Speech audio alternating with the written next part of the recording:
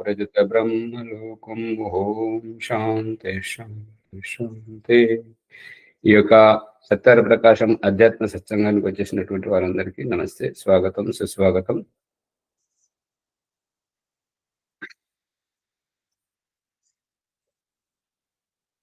సత్యార ప్రకాశం 3వ సముల్లాసం 62వ పుటలో ఉన్నాం.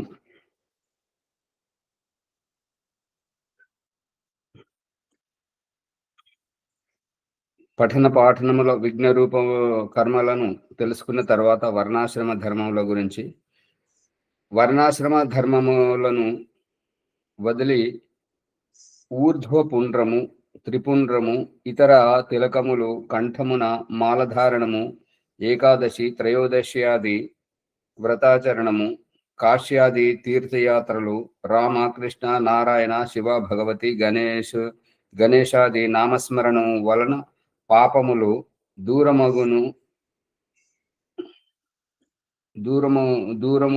అగును అనే విశ్వాసము, పాషండుల ఉపదేశము వలన విద్యను అభ్యసించుటలో అశ్రద్ధ చేయుట.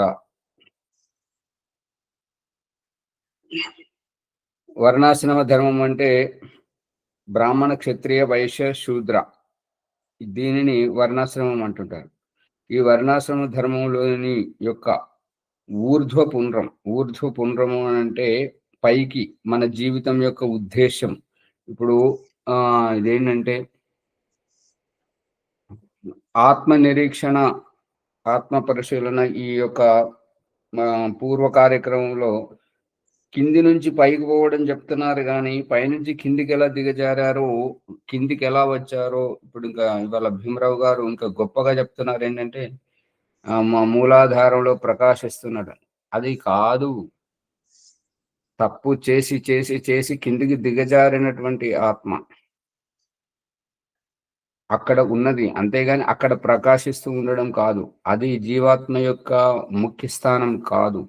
అంతవరకు దిగజారింది, అంతకంటే దిగజారాల్సినటువంటి పరిస్థితి లేదు. దిగజారి భూహు పునాతు శిరసి, బుద్ధిపూర్వకమైనటువంటి పనులతోటి దిగజారడం.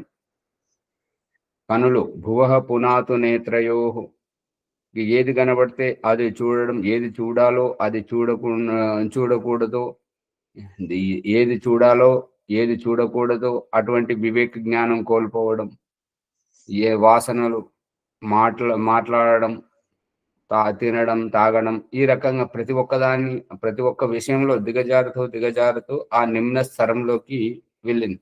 అటువంటి స్థితి నుంచి స్వర్గమును ఏవగించి, స్వర్గ సుఖాన్ని ఏవగించి ఈ భవబంధాల్లోకి వస్తున్నప్పుడు జీవాత్మకు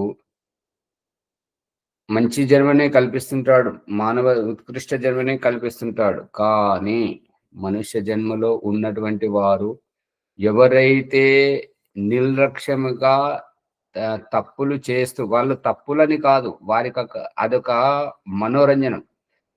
ఇవాళ వరలక్ష్మమ్మ గారు చెప్పడానికి ప్రయత్నం చేస్తున్నారు కదా, నేను నా మస్తి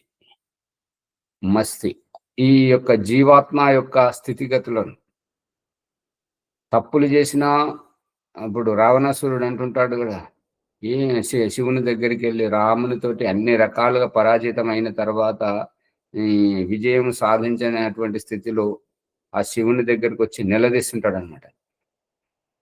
ఈ రావణుడు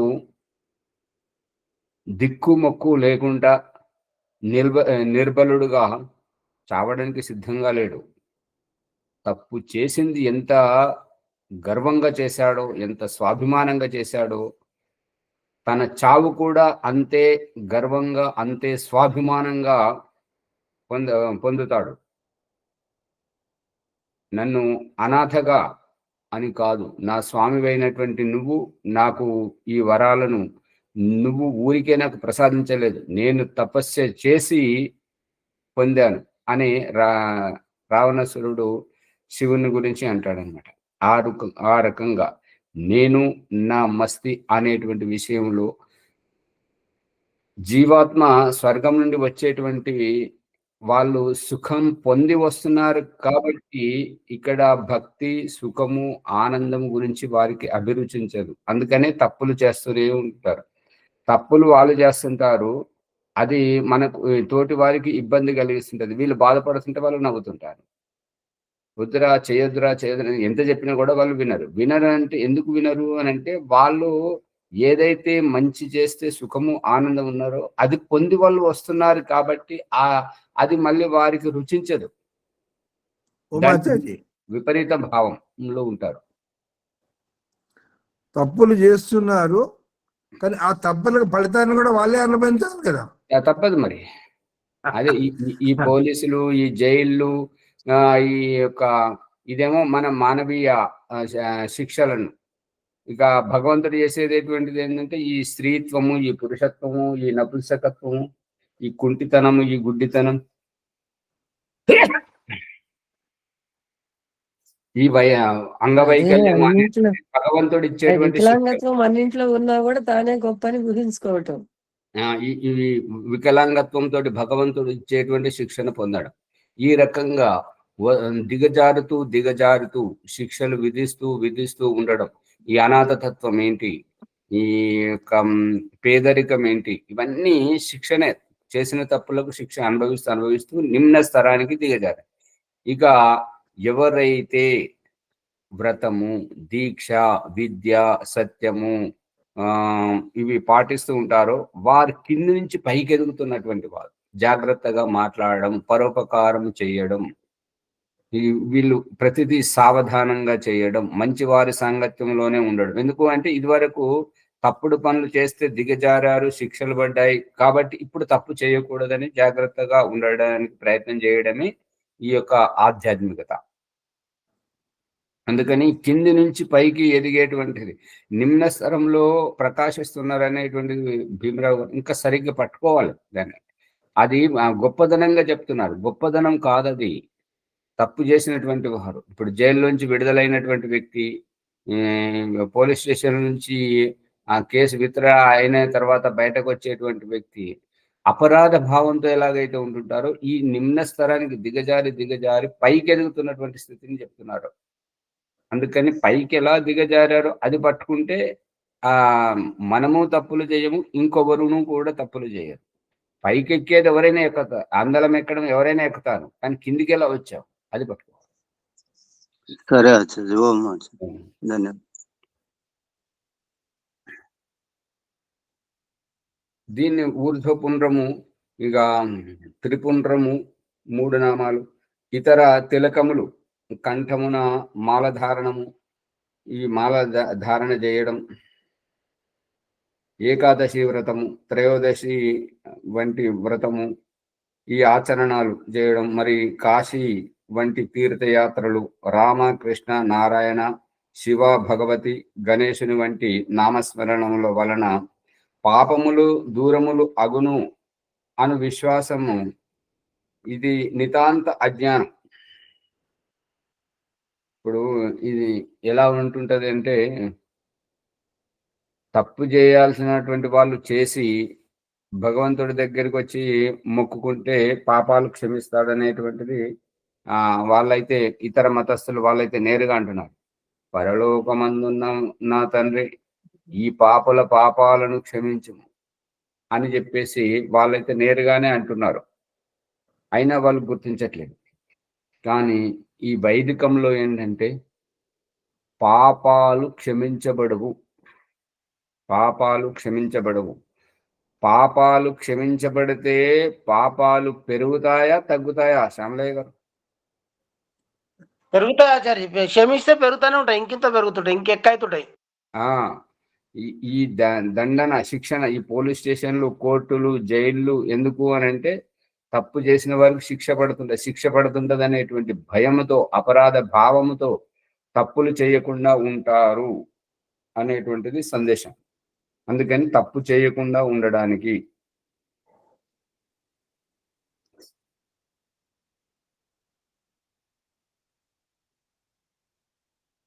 ఈ భగవంతుని పేరు చేసుకుంటే, ఒక పూజ చేస్తే, ఒక యజ్ఞం చేస్తే పాపాలు క్షమించబడవు. అనేటువంటిది నితాంత అజ్ఞానం. చేసిన అవశ్యమేవ భోక్తవ్యం కృతం కర్మ శుభాశుభం, ఆ మంచి కానీ చెడు కానీ తప్పనిసరిగా శిక్షలో అనుభవించాల్సిందే అనేటువంటిది భగవంతుని యొక్క అభిప్రాయం. ఇక దయానంద సరస్వతి ఈ ఆర్య సమాజం యొక్క ఉద్దేశం ఏంటంటే, చేసిన తప్పులను తలుచుకోవడం, దాని గురించి పూజలు, వ్రతాలు, జపములు, దీక్షలు ఇవన్నీ చేసే కంటే గతాన్ని నువ్వు సవరించలేవు. వాటిని తలుసుకొని ఈ వర్తమానాన్ని కొల్లగొట్టుకోకు. ఇక నుంచి నువ్వు మంచి పనులు చెయ్యి, ఇక నుంచి నువ్వు గొప్ప పనులు చెయ్యి, ఇక నుంచి నీకు మంచి పేరు వచ్చేటువంటివి చెయ్యి అనేటువంటిది దయానంద సరస్వతి గర్భము నుంచే నూరిపోస్తున్నాడు.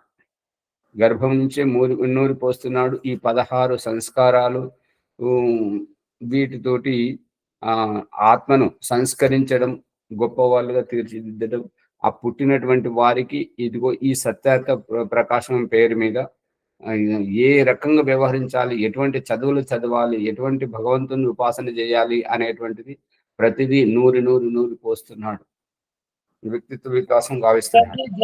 జైల్లో పడ్డోళ్లకు మళ్ళీ శిక్ష పడ్డాక ఓపెన్ చేయాలని పెట్టి అక్కడ పని చేపిస్తుంటారు. ఆ పని చేసినప్పుడు తప్పు చేస్తే మళ్ళీ శిక్ష పడుతుంటది, ఇంకా ఎక్కువ శిక్ష పడుతుంది. తప్పులు సవరించుకొని మంచి చేస్తే వాళ్ళకు విమోచన అవుతుంది. అప్పుడప్పుడు 15 ఆగస్టుకు అట్లా ఇడుస్తారు జైల్లోకి వెళ్ళి.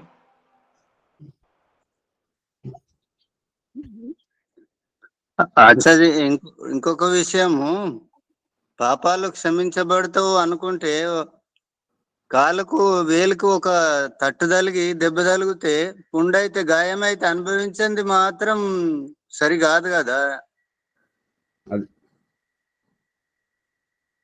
అందుకని తప్పుకు శిక్ష తప్పనిసరి అని భగవంతుడు చూపిస్తున్నాడు ఈ దృష్టాంతాలన్నింటి ద్వారా.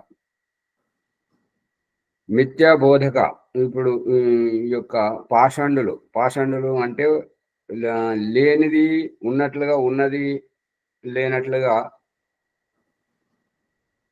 చెప్పి ఇతరులను నమ్మించి నమ్మక ద్రోహం చేసేవారిని పాషండులు అంటారు, పాఖండులు. పాఖండుల ఉపదేశం వలన విద్యను అభ్యసించుటలో అశ్రద్ధ. అంటే ఇక అదే చదివితే ఏమొస్తుంది, ఆ పురాణాలు చదివితే ఇక మనం ధర్మాత్మలం అవుతామా, ఇక అది వ్రతం చేస్తే అయిపోతామా అని అశ్రద్ధ, అటువంటి అవిద్యను ఉపదేశించడము మనల్ని కర్తవ్యహీనులను చేయడం, పురుషార్థహీనులను చేయడం, ఆ రకంగా అది సరైనటువంటి అభిప్రాయం కాదు అనేటువంటిది తెలుస్తుంది. అశ్రద్ధ చేయొద్దు, విద్యను తెలుసుకోవడానికి ఎప్పుడు పురుషార్థం చేయాలి అనేటువంటిది అభిప్రాయం. విద్య, ధర్మము, యోగము, పరమేశ్వర ఉపాసనలు లేకయే మిథ్యా బోధకములైన పురాణ నామక విద్య లేక, ధర్మము ఆచరించక, యోగాభ్యాసము చేయక, పరమేశ్వర ఉపాసన వంటివి చేయలేక, మిథ్యా బోధకమైనటువంటి ఈ పురాణాలు, భాగవతము వంటి కథల వలన ముక్తి కలుగునని అంగీకరించుట, మళ్ళీ ఈ రకంగా నమ్మించటం అనేటువంటిది నమ్మక ద్రోహం. మరియు అంగీకరించడం అనేటువంటిది అవిద్య, అజ్ఞానం.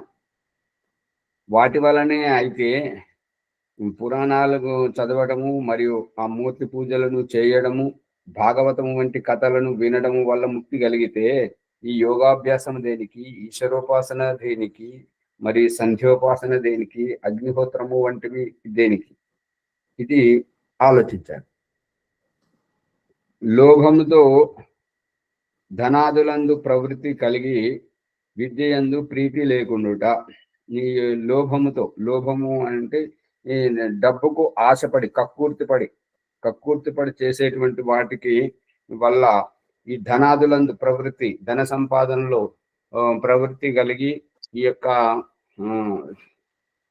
విద్యయందు ప్రీతి లేకుండుట, విద్యను సత్య మార్గమును గ్రహించకుండుట, దీని వల్ల ఎంత హాని జరుగుతుందో దాని గురించి గురునానక్ దేవ్ గారు వారి భక్తుడి దగ్గరికి వచ్చినప్పుడు ఇంటి చుట్టూ జెండాలు పెట్టి బంగ్లాని చాలా పెద్ద ఎత్తున లేపాడనమాట. ఇక అతనిలో వినయ విధేయతలు అనేటువంటివి కనుమరుగైపోయి అతనిలో స్వాభిమానం, చూడు గురువు గారు నా దగ్గర ఎంత ధనం ఉందో అని చెప్పేసి వారికి వారి ధనం గురించి వారి వైభవం గురించి చెప్పడం జరుగుతుంది. ఆ రకంగా చెప్పినప్పుడు గురునానక్ దేవ్ గారు వెళ్ళేటప్పుడు, ఇంటి నుంచి వెళ్ళేటప్పుడు దగ్గరికి పిలిచి ఏకాంతంలో వారికి ఒక సూదినిచ్చాడు. నీవు దీనిని నాకు మనం ఇక ఈ శరీరం ముసలితనం వచ్చేసింది కాబట్టి ఎన్నాళ్ళు బతుకుతామో ఏమో తెలియదు. నాకు మళ్ళీ కలిసినప్పుడు మళ్ళీ జన్మలో నాకు ఈ సూదిని చాలా భద్రంగా తీసుకుంటారా. నీవు చాలా శ్రద్ధావంతంగా చేస్తుంటావు కాబట్టి నీకు నా మీద ఉన్నటువంటి అభిమానం ఎక్కువ, అందు గురించి నాకు ఈ చిన్న పని చేసి పెట్టు అని అంటాడు.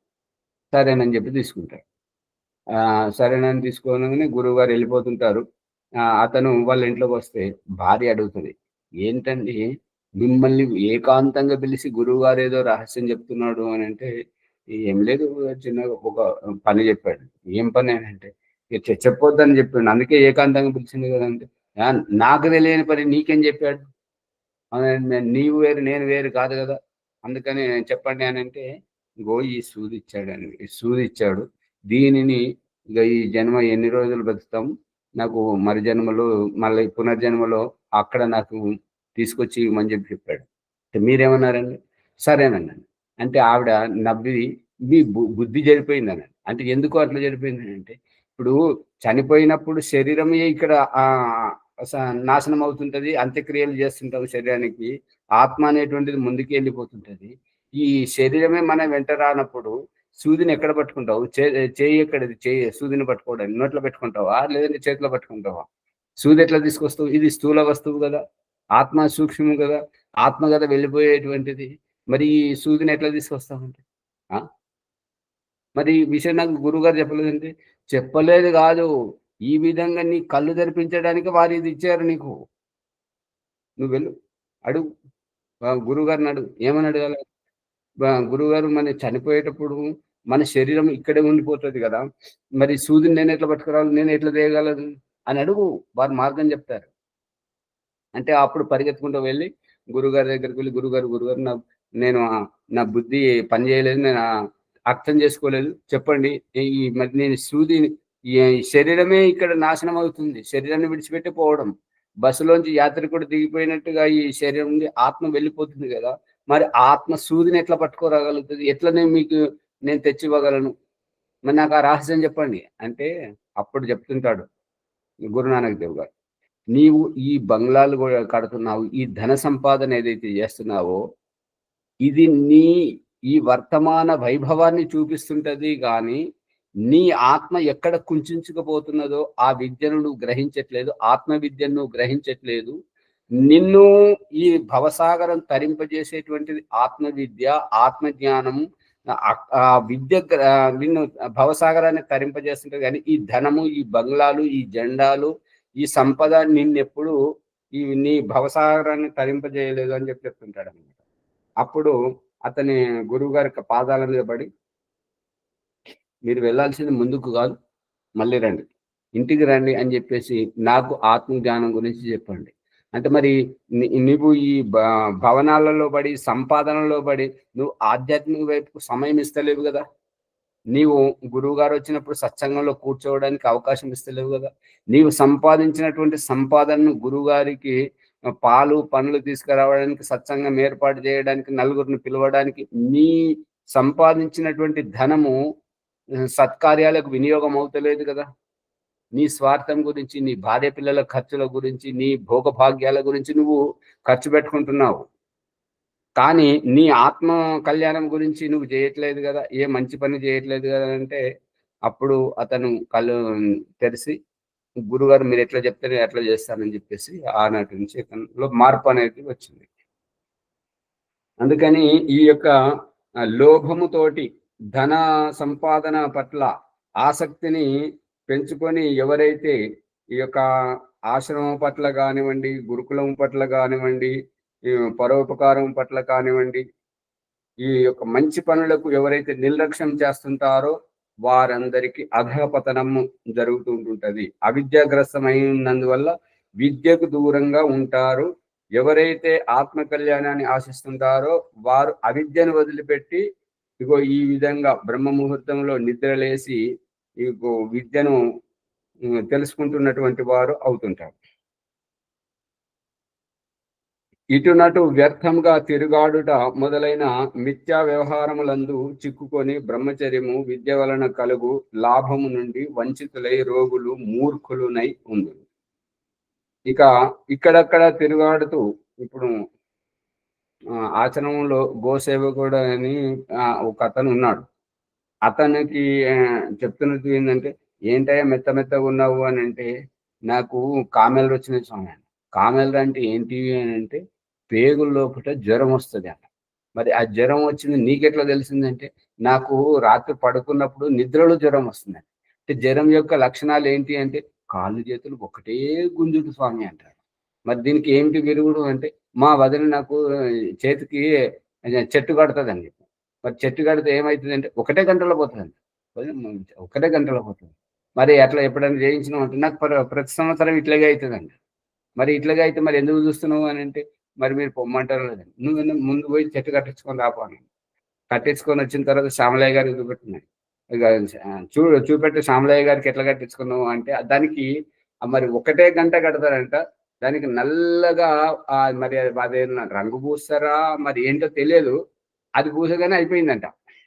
అంటే సూపర్ స్పెషాలిటీ హాస్పిటల్ వాళ్ళు ఏదైతే చేస్తున్నారో ఇప్పుడు దీని ముందైతే అది అవన్నీ ఒట్టియే కదా, లక్షలు ఖర్చు పెట్టి చేసుకోవడం బట్టిదే కదా. అంటే ఇదంతా నితాంత అజ్ఞానం. శ్యామలయ్య గారు వెంటనే అంటున్నారు, ఇక అది నీ నమ్మకం, అది నీకే అర్థం కావాలి. ఎందుకు అని అంటే సత్యం నువ్వు తెలుసుకుంటలేవు. వాళ్ళకి ఏంటంటే వాళ్ళు అవిద్యలో ఉన్నారు కాబట్టి వాళ్ళకి అంతవరకే అర్థమయ్యింది, అంతకు మించి అర్థం కాదు.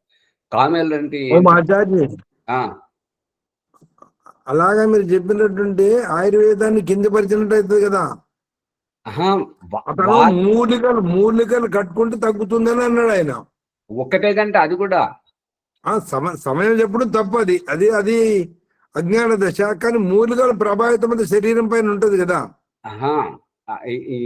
ఇది కామెల్ అంటే ఏంటి? ఈ యొక్క పిత్తాశయం సరిగా పని చేయకపోవడం వల్ల అది కామెల లక్షణాలు. పచ్చ కామెలు వస్తే ఏంటంటే కనుగుడ్లు పచ్చగా అవుతాయి. అటువంటి లక్షణాలు ఇతనిలో లేవు. ఇక తెల్ల కామెలు వచ్చినప్పుడు ముఖమంతా తెల్ల రక్త కణాలు పెరిగిపోతాయి, ఎర్ర రక్త కణాలు తగ్గిపోతాయి. దానివల్ల శరీరం అంతా వెలవెలబోతుంది. అటువంటి లక్షణాలు ఇతనిలో లేవు. ఇక కాళ్ళు చేతులు గుంజుతున్నాయంటే పని చేసి అలసిపోయినందువల్ల అతనికి అలా అనిపిస్తుంది. మళ్ళీ రాత్రిపూట జ్వరం ఎందుకు వస్తుందంటే పొట్ట శుద్ధి ఉంటే అవన్నీ పోతుంటాయి. దానికి కామెలకు వేరే విరుగుడు ఉంటుంది. కానీ ఇక అతను అలా అన్నాడు. ఇప్పుడు అతను ఏంటంటే మనం చెప్పింది నీళ్లు తాగకుండా చాలా ఉంటది. అతను ఏంటంటే అతను వచ్చినప్పటి నుంచి దాదాపుగా అతను ఏ కారణాల నుంచి అయితే బయటకు పోతున్నాడో వాటికి విరుగుడు నేను ఇక్కడ చెప్తున్నాను. కానీ మనది ఏది వినిపించుకో, నేను వెళ్ళాలంతే. అలా అన్నప్పుడు అతనికి మనం చెప్పకుండా నువ్వు నీ పైత్యం నీకే తిరగాలి అని అంటే పోయి కట్టించుకొని వచ్చిండు. అది అంతవరకే అతనికి తెలుసు. అంటే చాలా అవికసిత బుద్ధి, వెనుకబడిపోయి ఉండడం వల్ల అట్లా అది విద్య ఏంటి అవిద్య ఏంటి అనేటువంటి తెలియదు.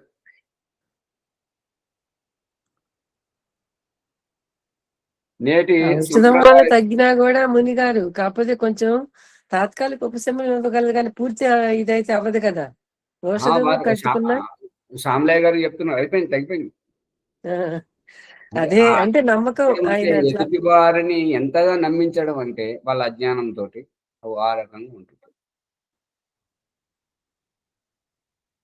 నేటి సంప్రదాయకులు స్వార్థ పరులైన బ్రాహ్మణాదులు ఇతరులను విద్యా సత్సంగముల నుండి దూరం చేసి తమ వలలో చిక్కించుకొని వారి తను మనోధనములను నష్టపరచుచుందురు. ఇప్పుడు ఇతను ఏమని చెప్తున్నాడంటే, ఈ గోసేవకుడు, ఆ కట్టేవారు ఎవరు అంటే మా వదిన.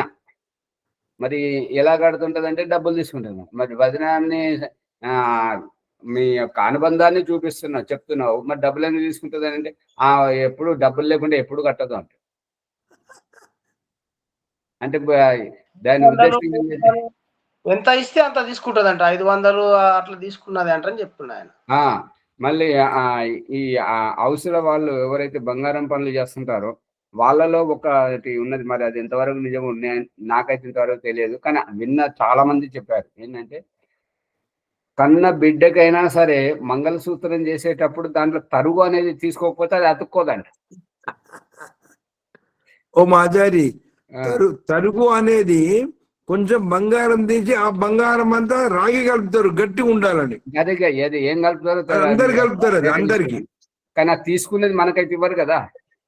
అది వాళ్ళు మిగిలించుకుంటారు కదా! వాళ్ళ స్వార్థం వల్ల అట్లా అలవాటు పడి ఆ విధంగా బిజినెస్ వాళ్ళ దాన్ని పెంచుకుంటున్నారు. వాళ్ళ వ్యాపారం పెంచుకొని వాళ్ళ దాని గురించి అట్లా చేస్తున్నారు ఆచార్య. ఇదంతా ఆచార్య అతుక్కోదు కాదు, మనసు ఒప్పుకోదు. గట్టిగా ఉండదు, అది అది మెత్తగా అది ఉంటది. మనసు ఒప్పుకోదు అంటే మళ్ళీ మన దగ్గరికి రారు కదా! అందుకని అతుక్కోదు అని చెప్తుంటారు అన్నట్టు. అది. అదే కాదా ఆచార్జీ, సోదరిది కూడా తీసుకోకుండా వదలడు అది. ఎంత ఆస్తున్నా సోదరికి కూడా పెట్టాడు ఆచార్జీ. అంత మూర్ఖులనమాట. అవునవును. ఈ స్వార్థపరులైన బ్రాహ్మణుల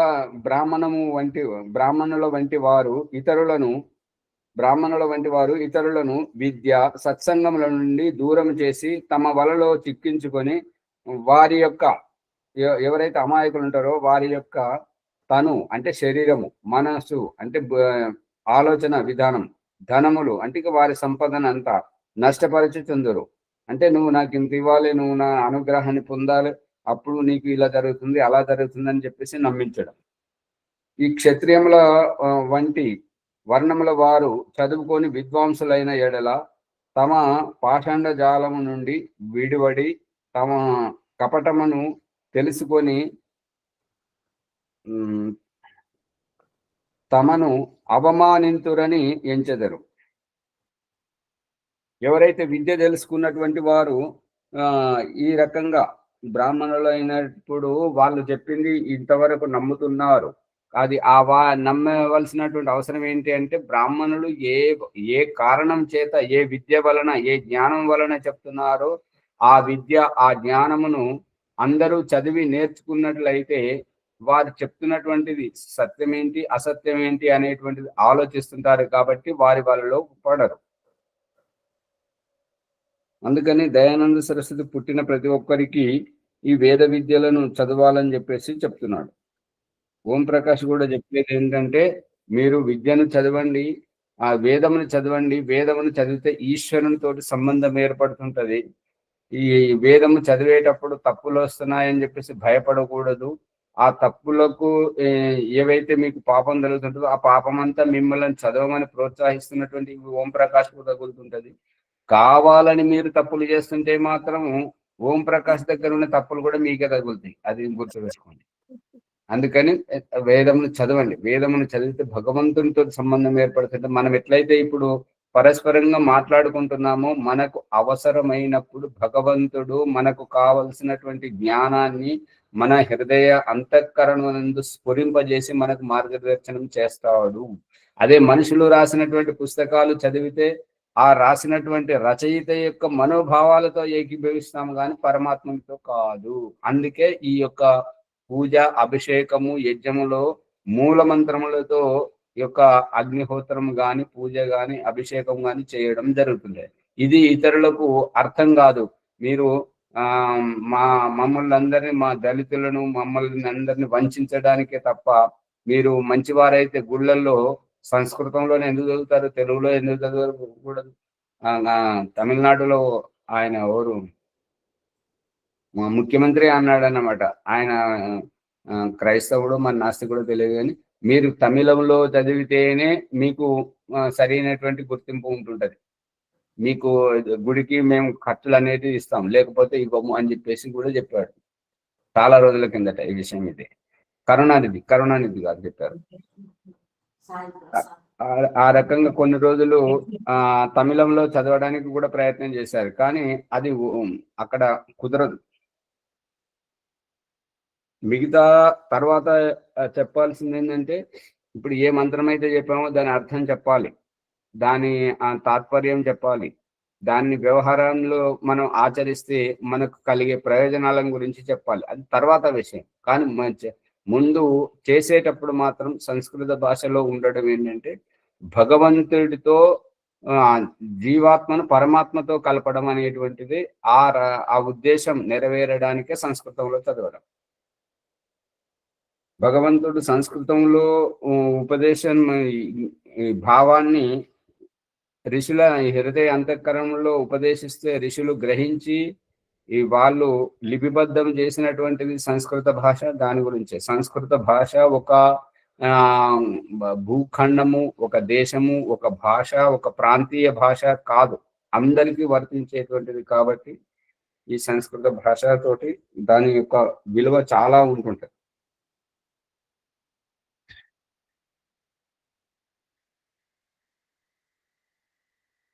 ఈ రకంగా అజ్ఞానయుక్తంగా మనల్ని అవమానిస్తున్నారు, మనల్ని వినియోగించుకుంటున్నారు. ఈ యొక్క ఇంపాక్ట్ లోపల గంప నాగేశ్వరరావు గారైతే కుండబద్దలు కొట్టినట్టుగా చెప్తుంటాడు ఏంటంటే, నీవు నీ బుద్ధిని ఉపయోగించుకోకపోతే నీ బుద్ధిని ఇతరులు ఉపయోగించుకుంటారు, అదే నీ బానిసత్వం, అదే శూద్రత్వం.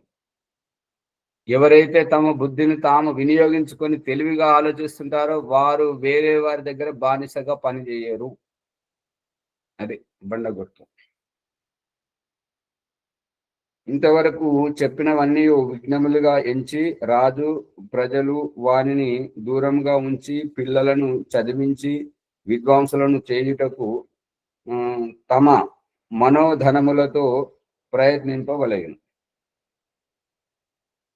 మన సంపాదించుకున్నటువంటి సంపాదన మన వ్యక్తిత్వ వికాసానికి, మన జ్ఞాన విజ్ఞానానికి వినియోగించాలి. మన పిల్లలు మన వంశోద్ధారకులు కాబట్టి మనం ఎలా గొప్పగా ఉండాలని అనుకుంటున్నామో మన వంశాన్ని కూడా గొప్పగా తీర్చిదిద్దాలి అని అంటే మన వంశోద్ధారకులైనటువంటి పిల్లలు గొప్ప గొప్ప చదువులు చదవాలి, మంచి తెలివితేటలతో ఉన్నప్పుడు అటువంటి వారితో మన వంశం వెలిగినప్పుడు రాబోయేటువంటి వారికి ఆదర్శంగా ఉంటుంటది. అందు గురించి ఈ యొక్క విద్యలనేటువంటివి చదవాలి.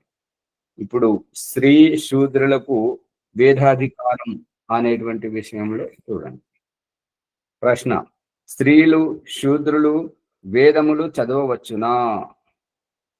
వారు చదివిన మేమేమి చేయవలయును? వారు చదవవలయును అనుటలో ప్రమాణము లేదు.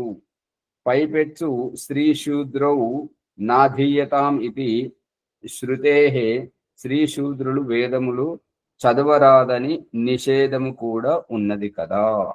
ఇప్పుడు స్త్రీలు శూద్రులు వేదములు చదవవచ్చునా, ఇది ప్రశ్న.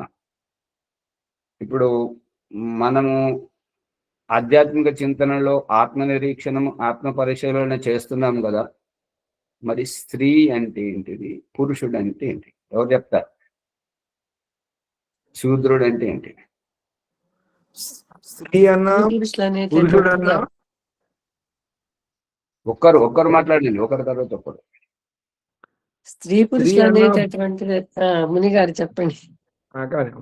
స్త్రీ ఆచార్య స్త్రీ అన్నా పురుషుడన్నా అది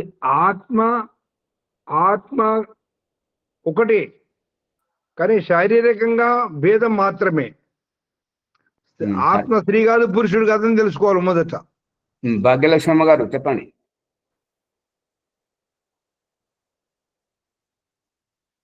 వర్చలమ్మ గారు చెప్పండి. ఆచార్య నేను చెప్తా. చెప్పండి.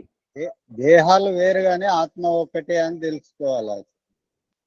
అంటే ఇప్పుడు ఈ ప్రశ్నించే వారి ప్రశ్న పసలేనిది, ఆధారహీనం. అవును. ఇంకెవరు చెప్తారు? ఈ శూద్రులు అంటే ఏంటి?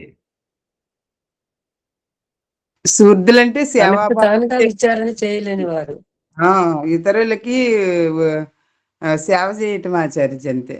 వాళ్ళ తెలివిని వాళ్ళు ఉపయోగించుకోకుండా, వాళ్ళ తెలివిని వాళ్ళు ఉపయోగించుకోకుండా ఇతరులకు సేవ చేయటం, ఇతరుల మీద ఆధారపడటం, తమ బుద్ధిని తాము వినియోగించుకోకపోవడం. అంటే ఏది మంచి, ఏది చెడు, ఏది చెయ్యాలి, ఏది చేయకూడదు అని ఆలోచించి నిర్ణయాలు తీసుకోలేనటువంటి అసమర్థులు శూద్రుడు. వాళ్ళే ఇతరుల దగ్గర పనిచేస్తారు. అటువంటప్పుడు ఇది కర్మఫలంకు వర్తిస్తుంటది. అంతేగాని వాళ్ళు శరీరములతోటి ఎవరైనా కూడా స్త్రీలు కానీ శూద్రులు కానీ మనం అందరం బ్రాహ్మణులు తెలివైన వారు విజ్ఞానవంతులు పండితులు ఎలా పుడుతున్నారో వాళ్ళు కూడా అలాగే పుట్టారు కదా. మరి వీళ్ళు చదువుతూ తెలివైన వారుగా ఉండడం, వాళ్ళు చదవలేకపోవడం, బుద్ధిహీనంగా ఉండడానికి కారణం అది వారి కర్మఫలం. వారు చదివిన మేమేమి చేయవలేను అంటే ఈ వ్యక్తి ఎవరు, ఈ వ్యక్తి ఎవరు? ఇప్పుడు శూద్రులు వేదములు చదవవచ్చునా అని ప్రశ్నేసిన వ్యక్తి ఏమంటున్నాడంటే వాళ్ళు స్త్రీలు శూద్రులు వేదము చదివితే మేమేమి చేయవలేను అనే వ్యక్తి ఎవరు? ఇతను ఏమంటున్నాడంటే చెప్పండి అమ్మా. అజ్ఞానంతో కూడుకుని ఉంటే ఆత్మ. చెప్పండి అమ్మా సువర్చలమ్మ. అదే అజ్ఞానంలో ఉన్నటువంటి ఆత్మ యొక్క ఆలోచన అది. ఈ వ్యక్తి ఏం చెప్తున్నాడంటే ఇది మేము మా సత్తు, మేము మా సత్తు, మా సత్తును మీరు ఏ రకంగా తీసుకుంటారు? మా అధికారాన్ని మీరు ఎలా తీసుకుంటారు? ఇది మాకు, మా వంశజులకు మాకే వర్తించాలి కానీ మా దాంట్లోకి మీరెలా వస్తారు అనేటువంటి దురాగ్రహము అజ్ఞానయుక్తంగా ఉన్నటువంటి ఆ యొక్క వ్యక్తి, రాజస గుణము తామస గుణం కలిగిన వాళ్ళు వీళ్ళు. వారు చదవవలయను అనుటలో ప్రమాణం లేదు. వారు స్త్రీలు శూద్రులు వేదము చదవవలయను అనుటలో ప్రమాణం లేదని అతను అంటున్నాడు. అది పక్కన పెడదాం. ఇప్పుడు పుట్టే వాళ్ళంతా ఎక్కడికి వెళ్ళి పుట్టుకొస్తున్నారండి? తల్లి గర్భం నుండి. మరి ఆ తల్లి ఆ స్త్రీయేనా కాదా? ఆమె మరి స్త్రీ అన్నప్పుడు ఆమె శూద్రురాలే కదా, వేద విద్య విహీనురాలే కదా. మరి ఆమె కడుపునట్టు పుట్టినటువంటి వాడు నువ్వు ఎట్లా బ్రాహ్మణుడు అవుతావు? అవటానికి అవకాశం లేదండి. మరి అది అందుకని ఇక్కడ ప్రమాణం ఉన్నదా లేదా దాని గురించి మనం తర్వాత తెలుసుకుందాం. పైపెచ్చు ఇవన్నీ ఇలా ఉండగా పైపెచ్చు అంటే కాగా స్త్రీ శూద్రౌ నా అధీయతాం ఇది శృతే. ఈ స్త్రీలు శూద్రులు నా అధీయతాం అంటే వీళ్ళు చదవకూడదు అని శృతి ప్రమాణం చెప్తున్నాడు అనమాట. దీనికి మీరేమంటారు? స్త్రీలు శూద్రులు వేదము చదవరాదని నిషేధం కూడా ఉన్నది కదా అని చెప్పేసి ఆయన ఈ శృతి ప్రమాణం చెప్తున్నాడు. మరి ఇది ఏ శృతిలో ఉన్నది అనేటువంటిది చెప్పలేదు. ఇది ఏంటంటే ఈ తులసీదాస్ గారు రచించినటువంటి దాంట్లో తులసి రామాయణంలో ఈ పంక్తి ఉంది. దీనికి సమాధానం చెప్తున్నాడు దయానంద సరస్వతి. చూడండి. స్త్రీలు పురుషులు ఎల్లరూ మనుష్య మాత్రులు ఎల్లరూ వేదములు చదువుటకు అధికారం ఉన్నది. నీవేట్లో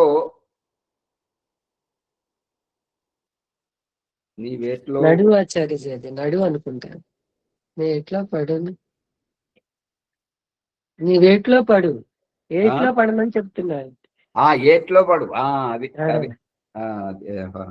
స్త్రీలు పురుషులు ఎల్లరు అంటే అందరూ మనుష్య మాత్రులు అందరూ వేదములు చదువుటకు అధికారము ఉన్నది.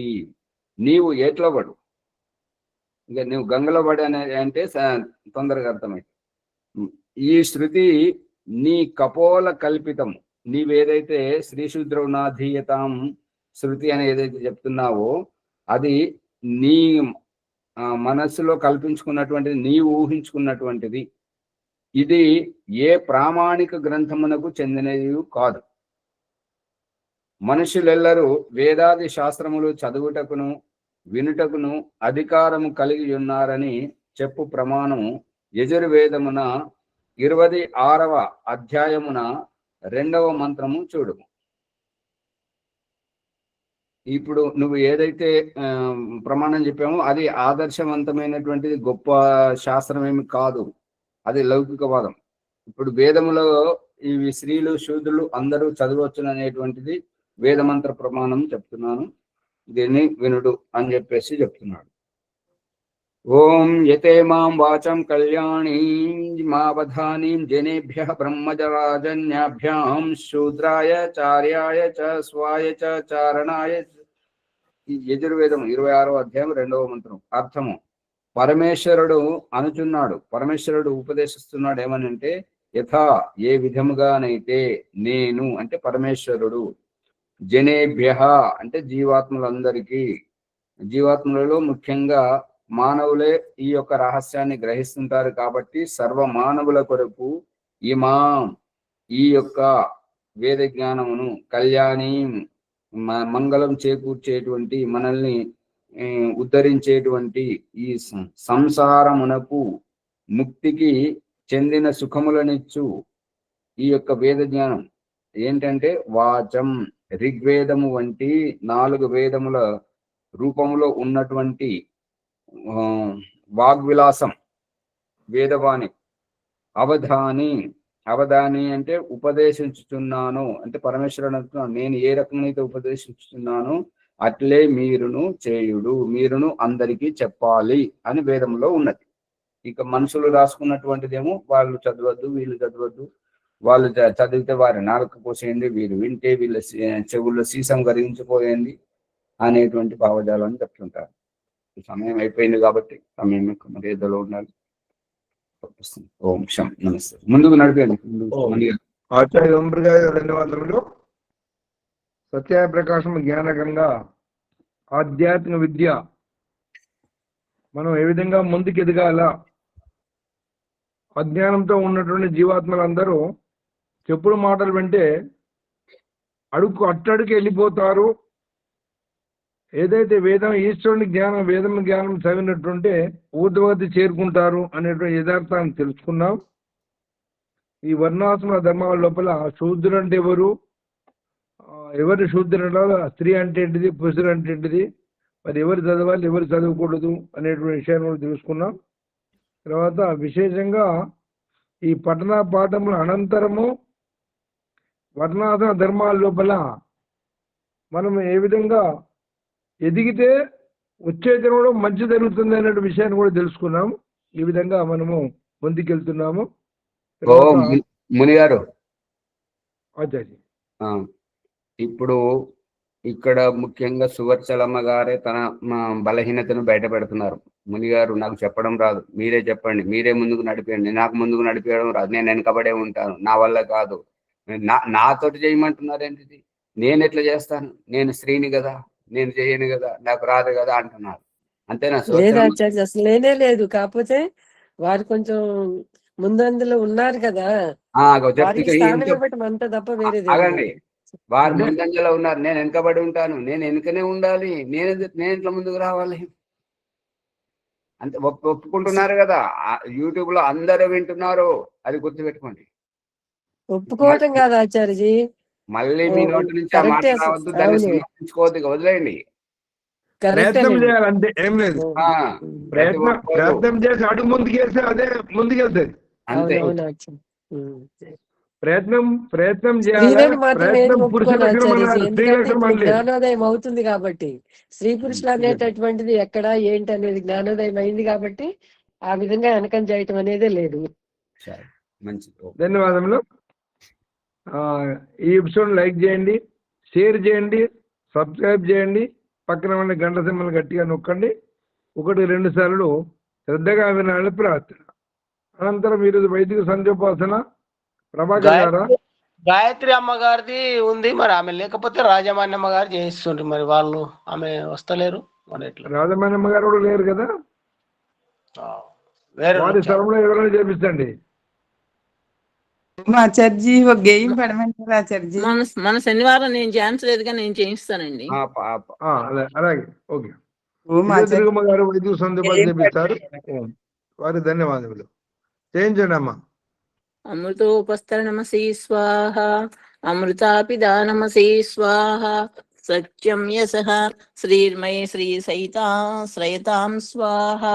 ఓం వాక్ వాక్, ఓం ప్రాణః ప్రాణః, ఓం చక్షుః చక్షుః, ఓం స్తోత్రం స్తోత్రం, ఓం నాభిః, ఓం హృదయం, ఓం కంఠః ఓం శిరః ఓం బాహుభ్యాం యశో బలం ఓం కరతలకరపృష్ఠే మార్జన మంత్రములు. ఓం భూః పునాతు శిరసి ఓం భువః పునాతు నేత్రయోః ఓం స్వః పునాతు కంఠే ఓం మహః పునాతు హృదయే ఓం జనః పునాతు నాభ్యాం ఓం తపః పునాతు పాదయో ఓం సత్యం పునాతు పునఃశిరసి ఓం కం బ్రహ్మ పునాతు సర్వత్ర. ప్రాణాయామ మంత్రము. ఓం భూః ఓం భువః ఓం స్వః ఓం మహః ఓం జనః ఓం తపః ఓం సత్యం. అగమర్షణ మంత్రములు. ఓం ఋతంచ సత్యంచ అభిదాత్ తపసోద్యజాయత తతో రాత్రజాయత తతః సముద్రో ఆర్ణవః ఓం సముద్రాదర్ణవాదది సంవత్సరో అజాయత ఓ అహోరాత్రాణి విదిదద్విశ్వస్య మిషతో వసి ఓం సూర్యాచంద్రమసౌ ధాతాయ పూర్వమకల్పయత్ దివించ ఉద్వించ అంతరిక్షో మదోస్వః ఓం శన్నో దేవీరభీష్టయ ఆపో భవంతు పీతయే సంయోరవిస్రవంతు నః.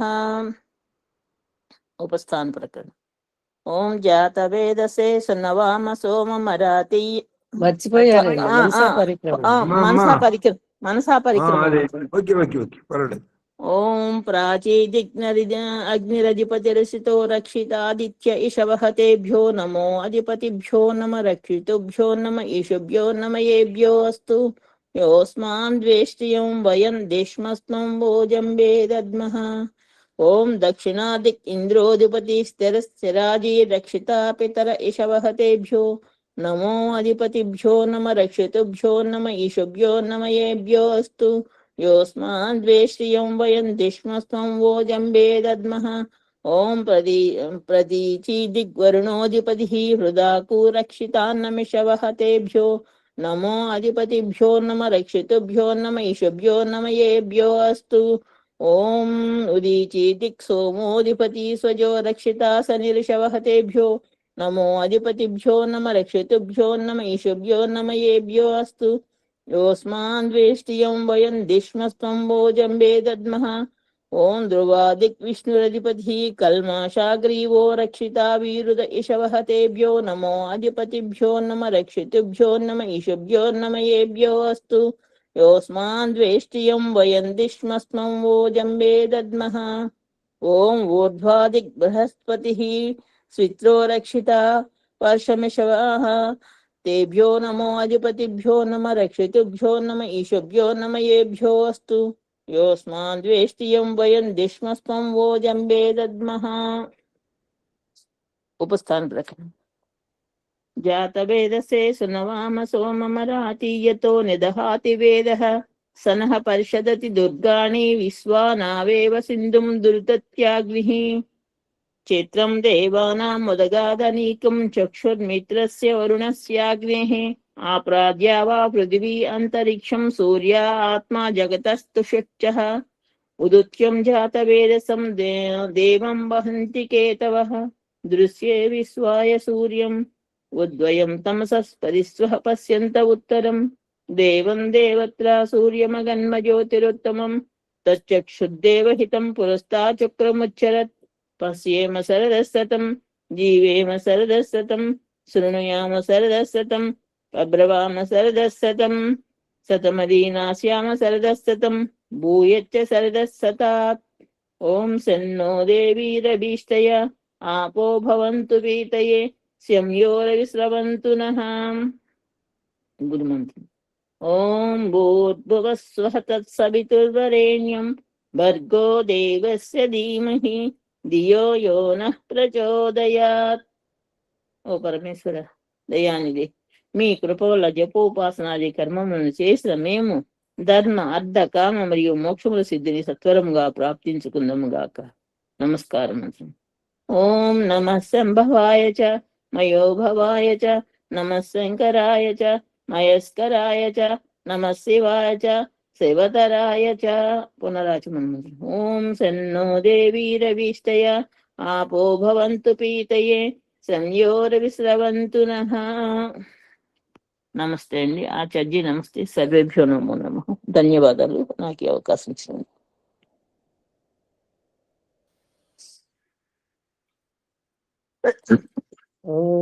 శాంతి పాఠం చెప్పిన ఆచార్య. చెప్పండి. ఓం జగత్ శాంతికి, అంతరిక్షం శాంతికి, పృథివీ శాంతికి, ఆప శాంతి, ఓషధయ శాంతి, వనస్పతి శాంతి, విశ్వే దేవ శాంతి, బ్రహ్మ శాంతి, సర్వం శాంతి, శాంతిరేవ శాంతి, సామాం శాంతిరేతి. ఓం శాంతి శాంతి శాంతి. ఆచార్య నమస్తే ఆచార్య. ఒక చిన్న విషయం చెప్దాం అనుకున్నాను. అదే ఇప్పుడు మనం సంధ్య చదవటానికి ఒక్కొక్క రోజు ఒకళ్ళు అన్నట్టు ఈ క్లాస్ ని కూడా తరగతిని ముందుకు తీసుకెళ్ళడానికి ఒక్కొక్క వారం ఒక్కొక్కళ్ళు నియమించితే బాగుంటుందని నాకు అనిపిస్తుంది ఆచార్య. ఎందుకంటే అప్పటికప్పుడు అందరం నువ్వా నేనా